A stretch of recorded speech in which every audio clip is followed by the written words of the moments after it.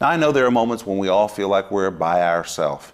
Even here where I live in the former Soviet Union, I live in Moscow. And sometimes, leading this work of God is interesting. It's a great big responsibility. A lot of employees, a lot of challenges. And God always given us a mandate to do something new. And when you're at the very front leading a work of God, sometimes you do feel like you're alone. But the truth is you're never alone. Never. And even if you feel like there's no one that you can connect to or no one that you can talk with, you're still not alone. Listen to this verse from Hebrews chapter 12 and verse 1. Powerful verse. Listen careful. Hebrews 12 verse 1 says, "Wherefore, seeing we are compassed about with so great a cloud of witnesses." And today I want us to look at those two words, compassed about. I'm going to read you right from Sparkling Gems because what I've written is so excellent, I don't think I can improve. Listen to this. Notice it says we are compassed about. The phrase compassed about is taken from the Greek word perikeimenai. Now please, I want you to hear this. A compound of the words peri and kemai. The word peri means around or to be completely encircled or surrounded something. The word kemai means to lie down.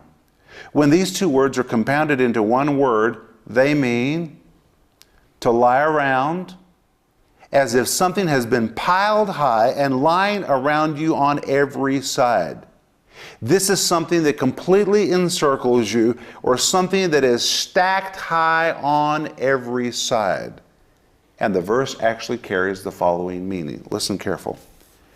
Wherefore, seeing we have lying all around us on every side. Or, wherefore, seeing these biblical examples are piled high, stacked up, and laying all around us. And the examples that he then begins to talk about is Noah. Noah, who seemed very lonely when he was doing his work of God. Or how about Abraham, a man that seemed very lonely as he walked with God. Or Joseph, a man that had to obey the Lord. Or how about Moses, a man who led all the people of God and very often felt completely alone. All of these men, these women who felt like they were leading works of God, that no one was with them, that they were at the head of the pack. But all of them fought their battles very bravely. And though they may have struggled, they all finished their race of faith. And now the writer of Hebrews says, hey, you are not alone. In those moments when you feel like you're alone, just stop for a moment and look at the grandstands around you, because the stands are packed from the floor to the sky. You are surrounded about, lying around you, stacked high, piled high on every side. Predecessors, people before you who also felt alone, but who never gave up and successfully finished their assignment of faith. And you can too. And in those days when you feel like you're all by yourself, just stop for a moment. Go to Hebrews chapter 11 and read about all these great giants of faith. Go to chapter 12. Continue reading about it. And look into the stadium. There's Noah.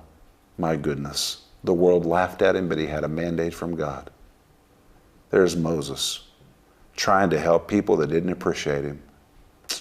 How about Joseph, a man who fed a nation in a time of crisis?